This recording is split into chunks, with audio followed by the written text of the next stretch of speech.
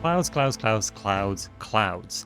Unreal Engine 5.4 has released and it now supports VDB Shadows. So I wanted to take this opportunity to make a new tutorial for how to set up clouds in Unreal Engine 5.4, what settings to use, how to get performance, how to get them to look very, very cool, and how to get them to run with the ultra dynamic sky. We're going to go through some advanced techniques of how to set up clouds, how to use indirect lighting, how to really get ultra realistic clouds in your renders. And for this, my guys at, my friends from Pixel Lab have offered me a sample to use in this particular project. The download for the sample is below in the description. You can get the static sample. I am going to use a static and an animated version of it to make this tutorial. If you're interested, you should follow the affiliate link in the description below if you'd like to have a look at their VDB collection, models and everything, and that will support the channel as well if you buy anything from them. They have some really, really high quality content over there. The clouds, the nebulas, everything are just superb. Now, if you'd like, as I said, to support the channel even further, you can have a look at the Cloud Forge, which is my Unreal Engine 5 tool for creating clouds. It works in 5.3, it will work in 5.4. It doesn't work in 5.2, 5.1, or below that because VDBs were not officially supported at that point. But anything from 5.3 above, you can go and have a look. The description is in the link below. It is available on the Unreal Engine Marketplace. So without any further delays, let's begin the tutorial, and I hope you enjoy. If you like it, please leave a like, a comment, and subscribe. That will definitely help the channel and will allow me to make more content for you in the future.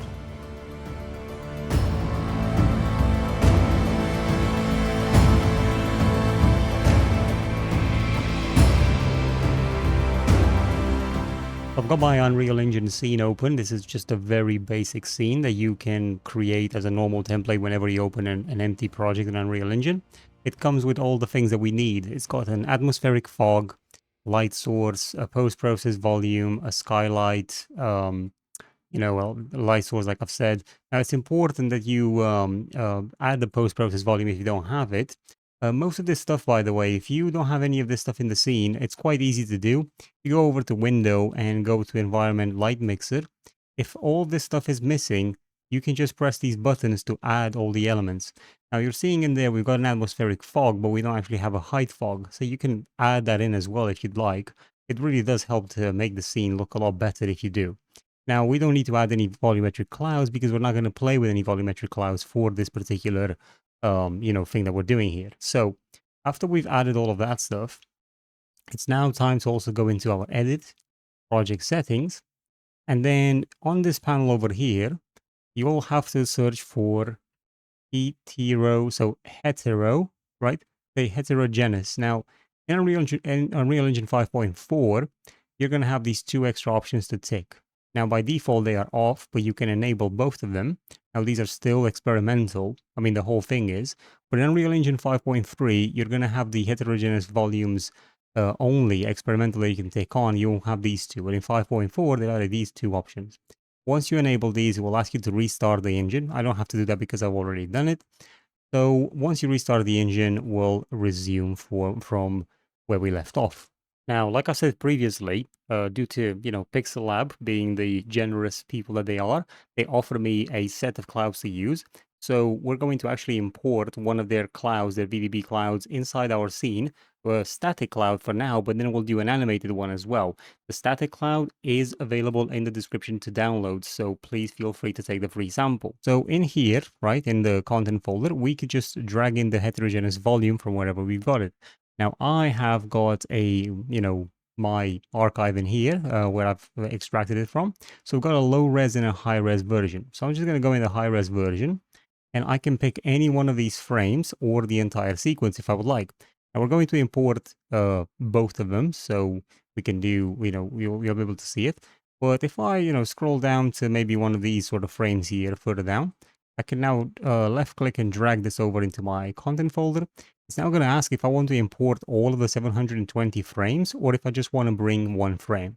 I'm just going to say for now, just bring me the one frame that I want. You don't really need to change anything else in these options. Press the import button and then Unreal Engine will do all the work. And there we have it. But we've got this and we can drag it into the world and just see it. It's just not going to work. We actually need to create a shader for it.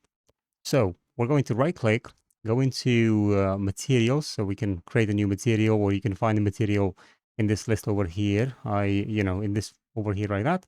You can click material. I'm gonna call that m_cloud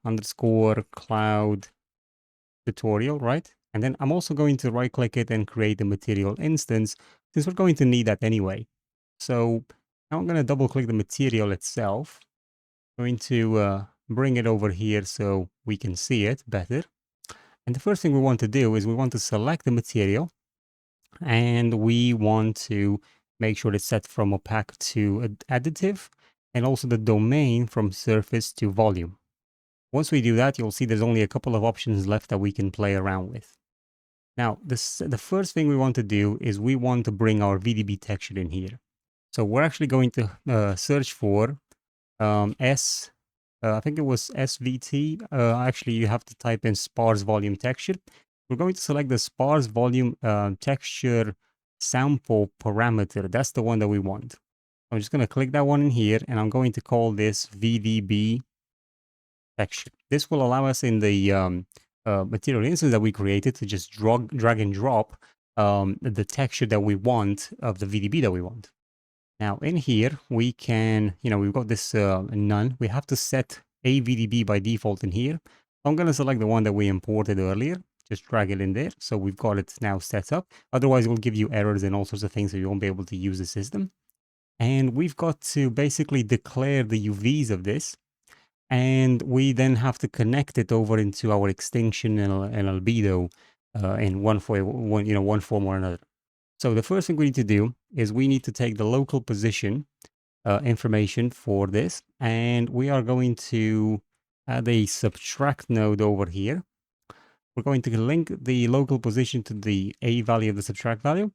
We're also going to be taking the object local bounds, and we want the minimum local bounds to go in here. So we're subtracting the local position by the minimum object local bounds. And we're also going to add a divide node here, connect the subtraction over to the A value, and then take the extents of the object local bounds and put it into the B value. We're connecting this then into the UVs, and that's the first segment pretty much done of this particular material.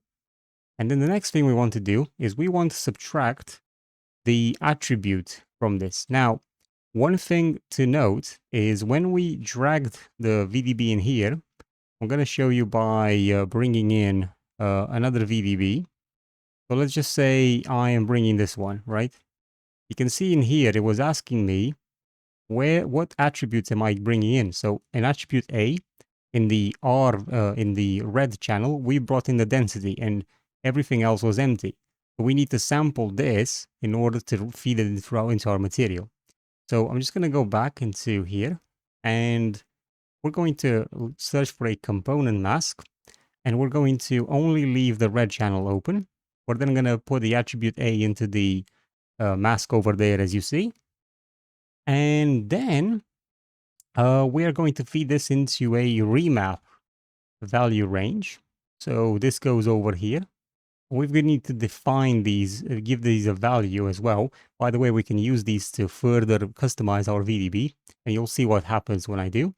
So I'm just going to press S on the keyboard and left click to add a scalar parameter. I'm going to call this remap input low. Just going to copy that. And then I'm going to just copy paste to make another one.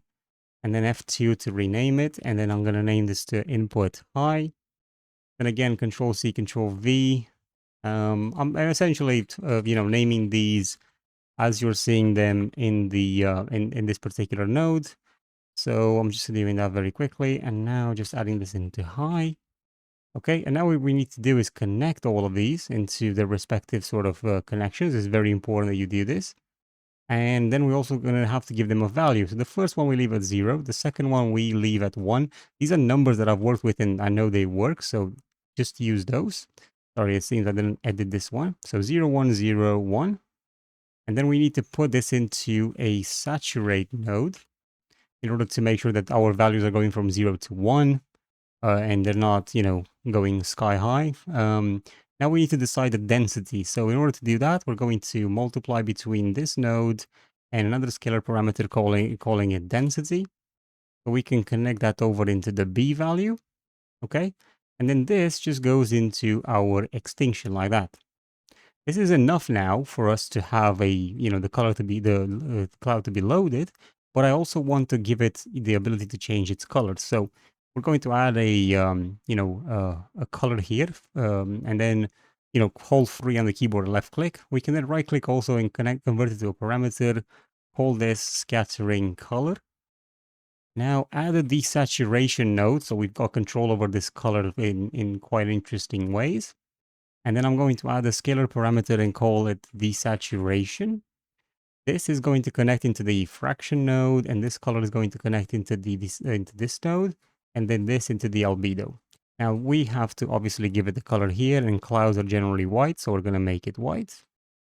And then we are going to apply. Now this material is now done.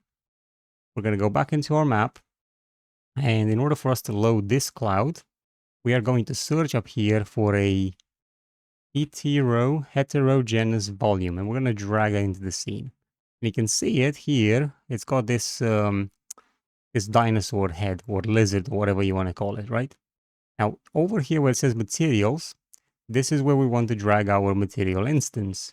I'm going to select the material instance and then just drag it in there. Well, yeah, we can drop it in. Now we're not seeing anything by the looks of it. So now we're just going to double click this. And I am going to have a look to see why. So the first thing the reason why we're not seeing anything is because our density is set to 0. So in our material, whenever we created the density over here, we should have put a value of 1 onto this and then apply. And now by default, the value is going to be 1. Now we have the VDB texture loaded. We have these remaps and everything else that we need. We're still not able to, well, actually we're able to see it's just very small. So in terms of this, we're going to increase the scale. We're going to put it maybe to a scale of 50. And as you can see, the VDB is actually on the side, so it's fine. We can just rotate it like that to 90 degrees. And that's how the VDB looks like. But it's extremely ugly, and we know that Pixel Lab are making some really cool clouds. So why is it looking so, weird, right? The first thing we want to do now is we want to play around with the lighting settings and some console commands to improve the way this looks.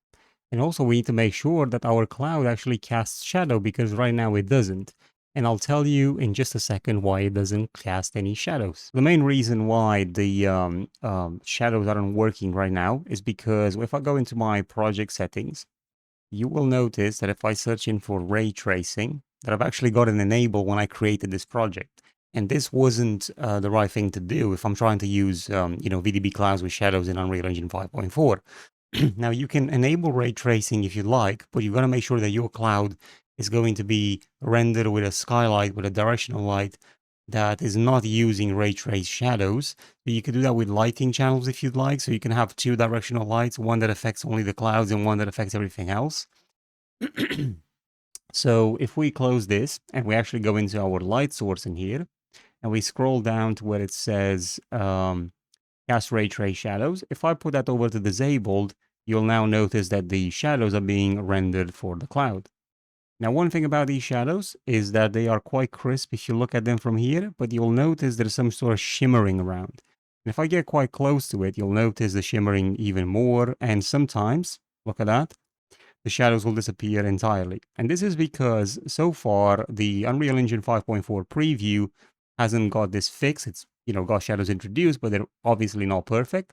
And there's a lot more work to be done in here. And I think they will actually fix this by the release of 5.4. So in the meantime, this is what we're going to work with, and I think it'll be fine for now. Now, there's some other options in here that I want to show you, but first we got to make this cloud look a bit better. It's just ugly as hell at the minute, and we know that this cloud is going to be quite beautiful. So what we're going to do first is we're going to type in r.heterogeneous. We're going to select in here heterogeneous volumes indirect lighting. I'm going to press space and press 1. Now we're actually driving indirect lighting through our clouds, which is really beautiful. I mean, obviously this is looking better, but the cloud is way too defined. So we're going to have to change some of those settings. But before we go there, I want to show you some other things as well. I want to show you the fact that the VDB itself has an option here called pivot at centroid. So if you click that, the cloud will move somewhere around depending on what the center. I'm not really sure how this is being worked out, but basically sometimes it will center it to your gizmo, and sometimes it will just put it to the side. So for us, it's better to leave that disabled for now.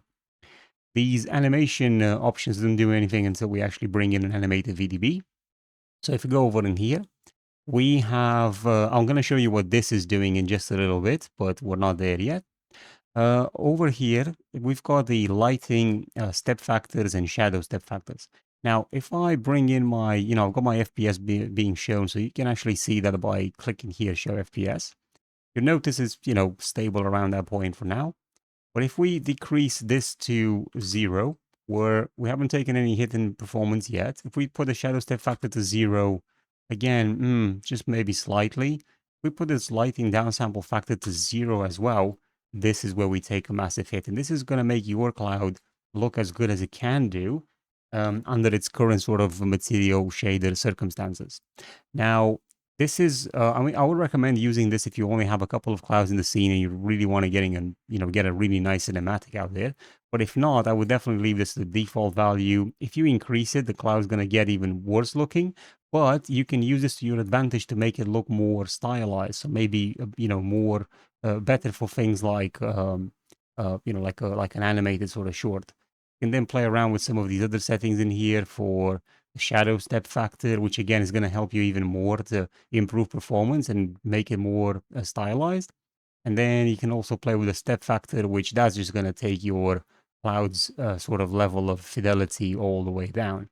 So these, by the way, these values also go into the negative, which then adds more stuff as well. So there is a limit, obviously, but yeah, I'm just going to put everything to default for now.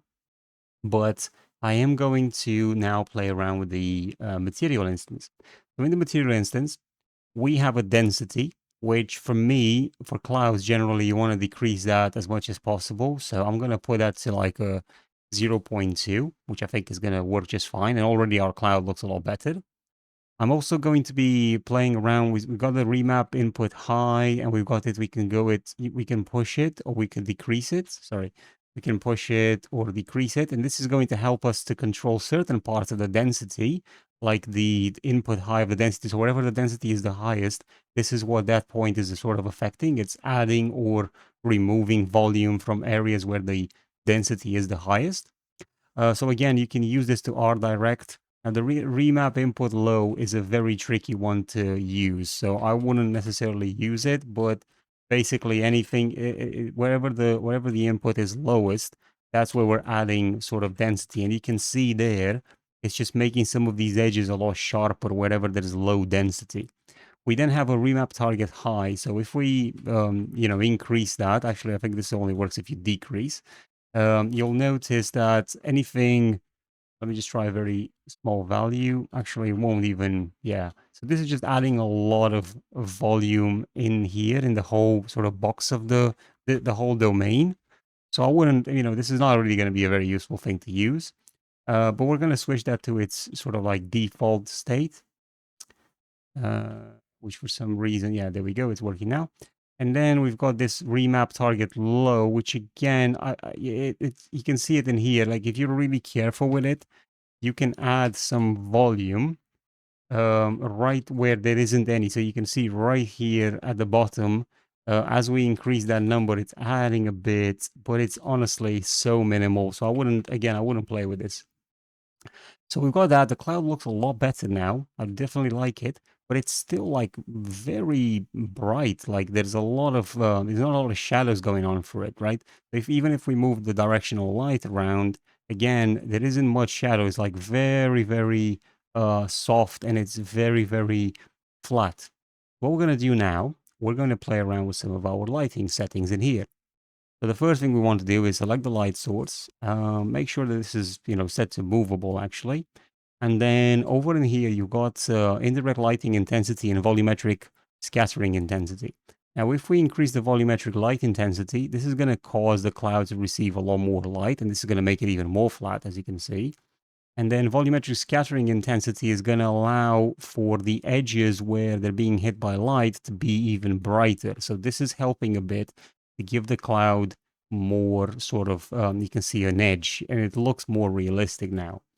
But this is not everything that we can do in the light source.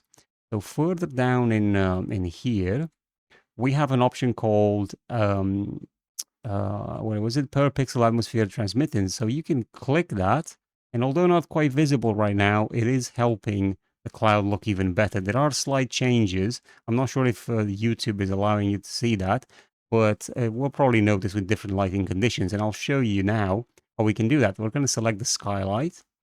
We're going to make sure that the skylight is set to movable and that we have real-time capture on. And now the cloud has a lot more depth, right? And even if we go into light source and we go back to that option that I showed you for pixel atmosphere transmittance, you can see what we're sort of doing if you click it. This is going to cost more performance though. Now, one thing, these things where it says atmosphere sunlight, if you decrease that, you'll see the clouds aren't being affected anymore because the clouds are being affected by the atmosphere as well. And you can just click all of these options, but they don't really work on this. But you know, I mean, there's no harm if you're going to use this with another sort of cloud.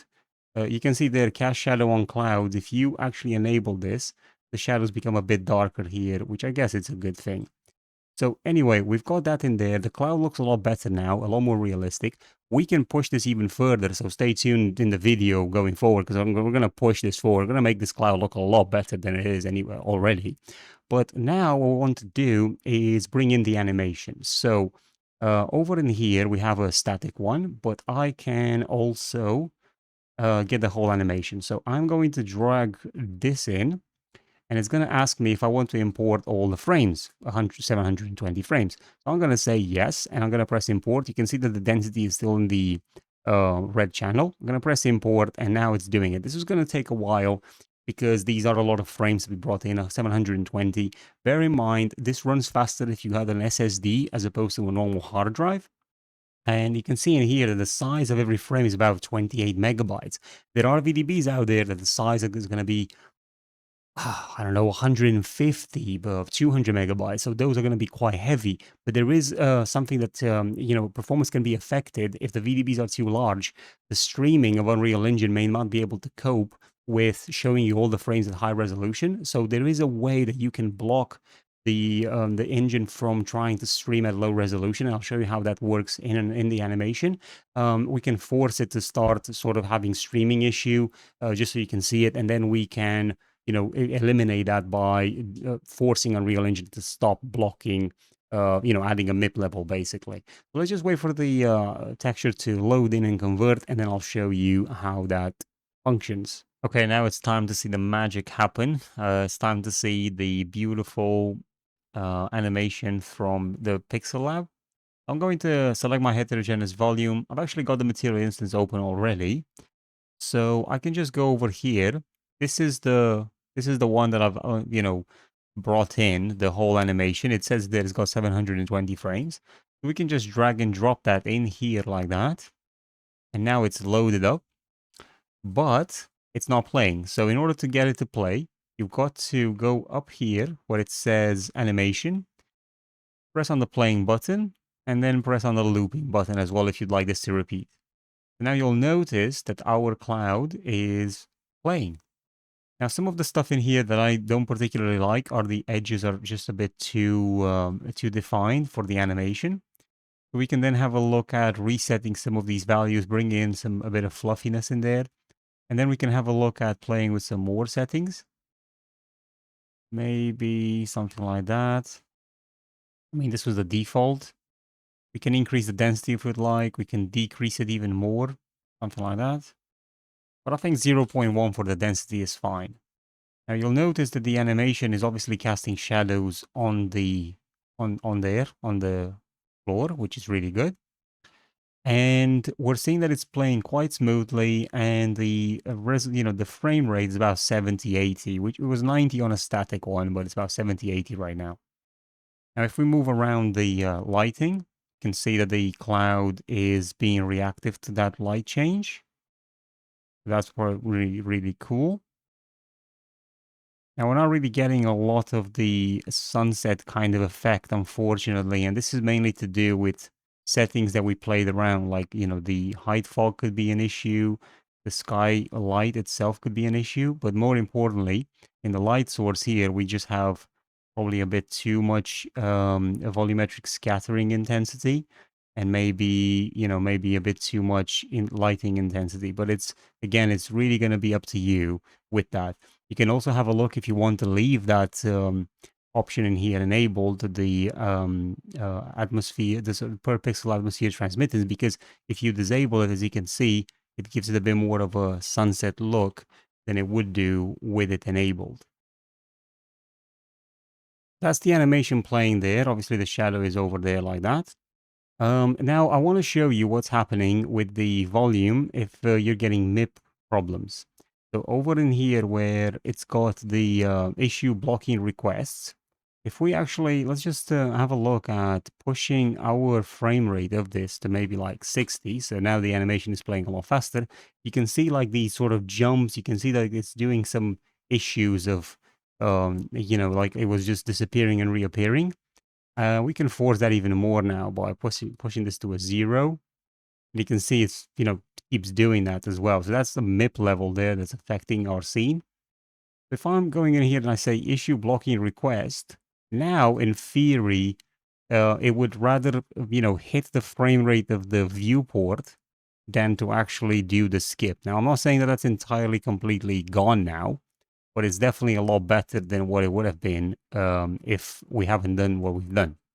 So this is now working, quite nicely. The cloud is loaded up quite nicely. You can see the effects there. It's really a beautiful cloud, and you can play around with the frame rate if you want this to move, at 24 FPS. You can do that as well.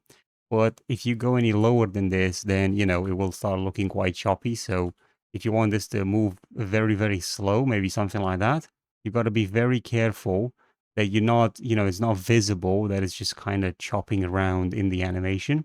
You've got to be careful with that. Well, I think 24 FPS on this is really cinematic for me, and 60 obviously just looks very, very fluent, especially for something like a game or something like that. So you can obviously push this even more, like if you wanted to play around in 120 FPS.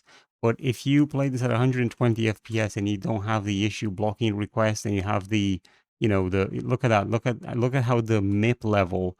It's just my computer, even though it's running on an SSD and it's very fast and so on, my computer is just not able to keep up with the MIP with the streaming. So if you issue blocking request, it will just, you know what I mean? It will just, you can see actually we issue blocking requests. It even improves the performance of the scene and your animation is playing correctly. So that's really, really useful. Now, obviously, if we turn this down to 2, back to 2, our FPS doubles or triples. And again, if I remove this, you can see it's still doing it. So the 120 FPS is just too much for this to function properly. But it's a really, really beautiful cloud. I really love what these guys have done from Pixel Lab. So you can see in there, something like that. Yeah, that's beautiful. That's a beautiful cloud right there. Okay, but it's now time to do the next step, which in my opinion, it's really the last step, but we're going to make this cloud look even better, if you can believe it. So let's just start doing that. Okay, now time to crank up the shader. I'm just going to go over here into my hierarchy and select the M cloud because I want to see the actual parent cloud. And what we really need to do for us to make this cloud look better is to add a bit of sort of like bottom self shadow. And this is done at the albedo level. It's nothing to do with the density level, at least not in this particular iteration. So, we could be more creative with it, but for us, we're just going to use the albedo. And the first thing we want to do is we want to add a multiply, and we want to take the desaturation and put it in here, and we're going to put everything else in the B value. Now, the first thing is to bring in a Beer's Law node, and you can read up on Beer's Law if you'd like, but you'll know where the name comes from. And then we're going to add a interpolate node, so basically a linear interpolate node right here. And we want to put the result of the BS law into the A slot. And then over here into the B slot, we're going to have something called a subscattering control. So that's a, a color, but we're going to convert it to a parameter. We're going to call it subscattering control. And we can put that into the B value over here. And the alpha has been going to be controlled based on our sort of like what you call it, our divide from here, from where we're getting the local position subtracted by the object local position. So we want to take this divide and put into the alpha over here, like that. And we also want to take the same point and put it into the thickness over here. Now we want to control the depth scale of the Beer's law. So we're going to add a scalar parameter and call this cloud self shadow. And I'm going to put that in there. We can put a default, we'll leave the default value at 0 for now.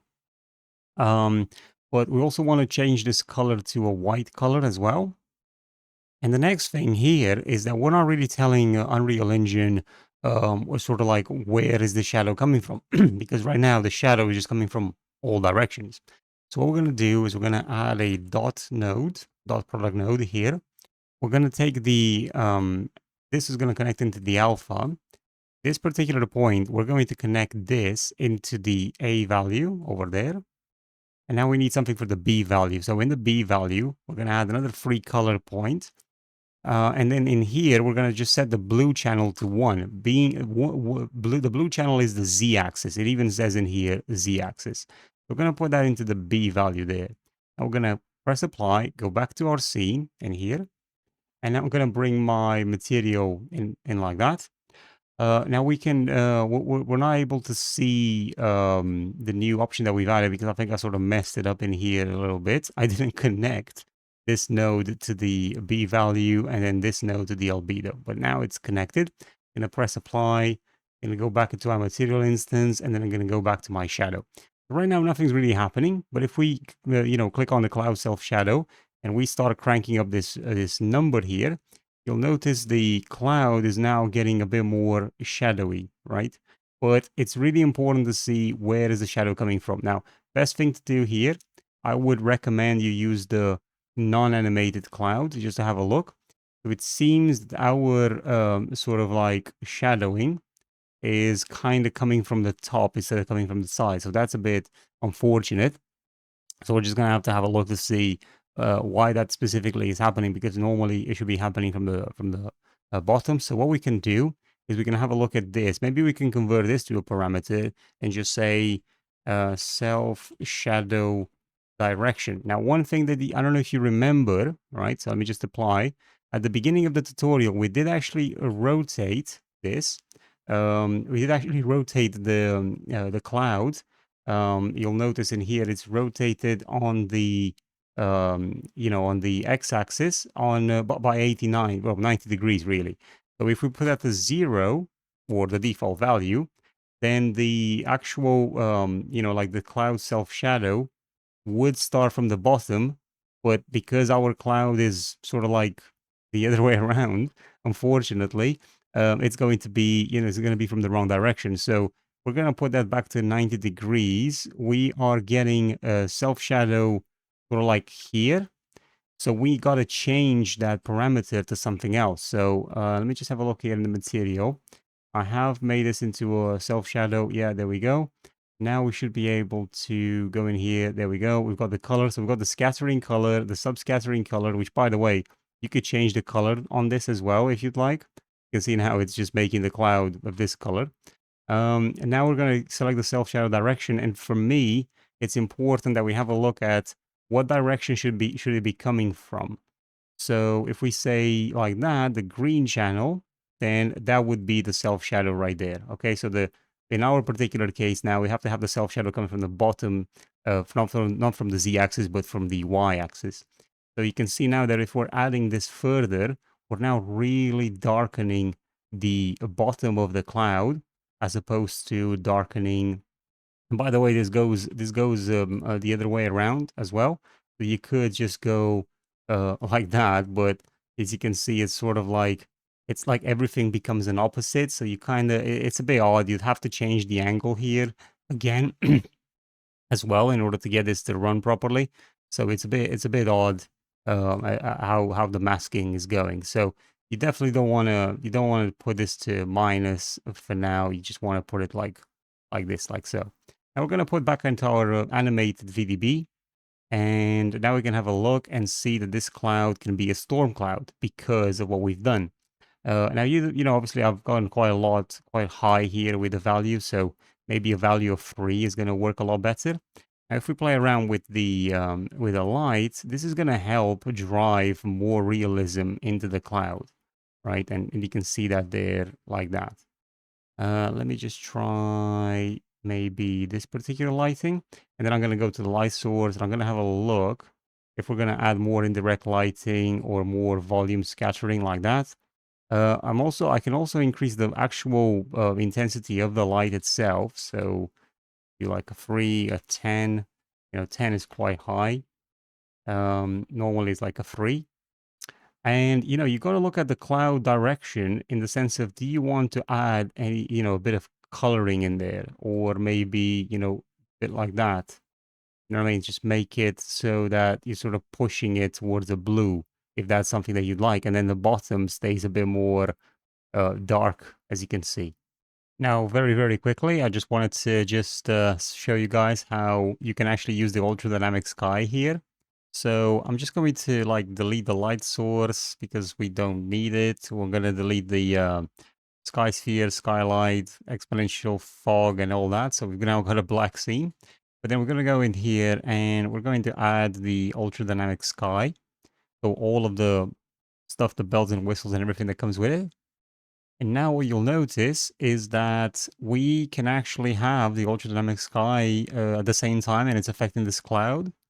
So we can just set the weather to maybe like partially cloudy or something like that. Once the shaders are completed, we should be able to see it. So now we've got those clouds from the ultra dynamic sky and we have this cloud. Now I'm not going to be, I'm not going to sugarcoat this. The cloud from the VDBs are more defined than the ones from the ultra dynamic sky, that's for sure. And no matter where you put this cloud, it will always sort of like overrule the ultra dynamic sky. At least at this point, it still does. I'm not sure in the future if they're going to change that or not. Well, I'm just going to take this particular cloud, gonna bring it down here. Now, as you can see, the shadows no longer work, and that's because the lighting in ultra dynamic sky is most likely using, it's trying to use the ray traced approach. So if I actually find in here the sun, I think the option somewhere in here will be for ray tracing. Yeah, there we go. So if we that disable, now we have the shadows again. Now we can select our volume and, we can have a look at the sort of like the scale of this. So maybe put it to like a 200 or something like that. And now I can further, I can put this away a bit more like that. We're getting shadows on the plane. Actually, this plane, you know what? I'm just going to make this 50 by 50. There we go. So now it's a very big plane and we have a, a massive sort of cloud over there. Now, if I press play, I don't think I've got, obviously don't have a player character, but I can move around. Unfortunately, the shadow still gets a bit glitchy whenever I look around. But as you can see, how beautiful. That's so beautiful, isn't it? Look at that. Just look at those clouds just playing in there. Actually, I've got it quite fast. So let me just select it and push it over from to like a 24, maybe 60 FPS. Yeah, 60 should be nice. So now we've got it at 60. We're just going to play around. Guys, look at that cloud. That is just beautiful, right?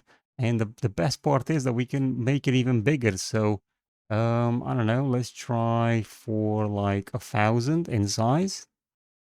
So that's a very big cloud. So I'm just gonna come out, something like that. Yeah, something like that, maybe. Maybe 2,000. Okay, so now we have an even bigger cloud. And because it's so big, definitely works better if I put it as a 24 FPS kind of thing. And I'm gonna press play. And look, it's like completely shadowing the ground. And Look at it. Look at it, how it sort of transforms and how it plays. You know, the playback is really smooth. It works really well, and we can see the cloud properly. Look at that, right? And we've got the ultra dynamic sky in the background. We've got our our cloud here, sort of animated. It's really, I mean, this for visualization is going to be perfect, in my opinion. But I do hope you guys enjoyed that tutorial. I think it was, pretty straightforward. I think it shows pretty much everything you need to know about cloud setup in Unreal Engine 5.4, using shadows, using lighting, all the settings, what they do, how to get the best results, how to add self-shadow. So, quite a lot of content.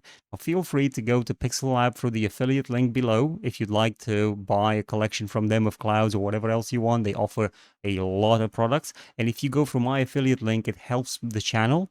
And as always, if you guys are interested to support the channel directly, you can always have a look at acquiring a project from my massive collection of projects. The Cloud Forge is part of it, so give it a go. I would like to thank you to all my Patreons, to all the people that have supported me so far. And yeah, I hope to see you guys in the next one. Enjoy.